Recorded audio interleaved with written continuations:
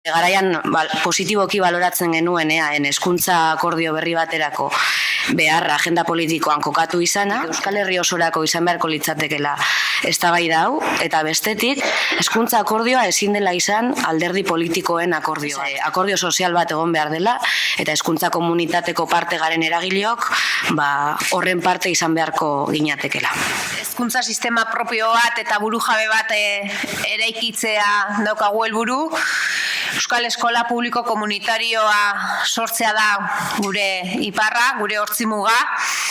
Eta zentzu horretan, hezkuntza sare bakarraren aldeko apustu argi bat egiten dugu. Titularidade publikoa izango duena, sare bakarra, diru publiko osoki finantziatua izango dena, eta familia guztientzat jaiotzetik hezkuntza prozesu osoan zehar doakotasuna bermatuko duna. Herritar guztiei hezkuntza feminista, laikoa, inklusiboa, euskalduna, antiarrazista eta berdintzaile bat bermatuko dien euskal kurrikulunean oinarrituta. Eta beharrezkoa dela, egun indarrean dagon eredu dual horretatik, sare bakar baterako bide bat eraikitzea, konfluentziatik sortu behar dela bide hori pentsatzen. Hezkuntza sistema dualaren oinarrian dagon kontzertazio universalarekin bukatu egin behar dela esaten dugu. Finantziazio publikoa jasotzen duen edozein ikastetxek baldintza batzuk bete behar ditu. Baldintza horien artean tasarik ezin da kobratu eta doakotasuna bermatu beharko da. Segregazio ororekin amaitzea eta inklusioa bermatzea, inklusiboak izatea. Euskerazko murgiltze eredua bermatzea, laikoa izatea, hezkidetza egiturazko izatea edota parte hartzea bultzatzea. Baldintza eta betebehar berdinak izango lituzketen ikastetxez osatutako sistema berri bat sortuko litzateke edo sistema berri baten aldeko apustua egiten dugu. Eta sistema horretan batzuek titularidade publikoa izango dute eta beste batzuek titularidade mistoa izango dute, baina guztiak egongo dira edo egongo lirateke, edo hori da behintzat guk defendatzen duguna, udal eta eskualde mailako planifikazio publiko bateratuan txertatuta.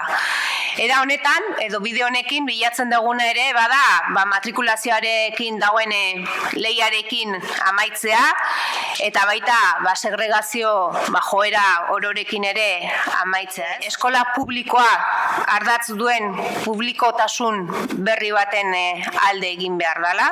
Administrazioak ere eskola publikoarekiko bestelako konpromiso batzuk bereganatzea, eskola publikoa baliabide zornitzea eta erdigunean jartzea, dela deszentralizazioan sakontzea eta eskola bakoitzak ere hezkuntza egitasmo iraunkor, autonomo, parte hartzaile eta eraginkorra garatu ahal izateko aukerak izatea eta baita ere plantillak egonkortzeko aukerak izatea. Euskalduntzen duen eredu orokortu bat ezarri behar dela esaten dugu. Hezkuntza langile guztien aitortza eta baldintzen hobekuntza eman behar dela. Esaten dugu hasi behar dela irakasleetatik garbitzaile, jantokiko begirale edo sukaldarietara, ikasle edo hezitzaile ikasle ratioen jaitsiera orokortu bat, alde batetik hezkuntza kalitatea eta ikaslei ematen zaien arreta hobetzeko, baina bestetik ere gaudelako jaiotze tasen beherakada baten aurrean, orduan, enpleguari eusteko neurri bezala ere, privatizazioarekin eta azpikontratazioarekin bukatu behar dela aldarrikatzen du, langileen egonkortasuna beharrezkoa dela, eta langileen egonkortasunarekin batera kontziliazio neurriak ere bai. Formakuntzan arreta jarri behar dela, bereziki guretzat estrategikoak diren 4 eremu. Euskalduntzen duten estrategietan, hezkidetzan, inklusioan eta pedagogia kritikoetan oinarritzen diren berrikuntza metodologikoetan. Eremu publikoan zaharkituta ditugun lan-hitzarmenak adostasunez, gurekin, langileokin adostasunez berritu behar direla, eta eremu itunduari dagokion langilei dagokienean, homologazio prozesuak kontrol publiko eta sindikala izango duen sarbide bakarrerantzko bide bat urratsak eman beharko liratekela. Hautagaien aukera berdintasuna, gaitasuna eta merituetan oinarritutako prozesu gardena izango duena ardatz.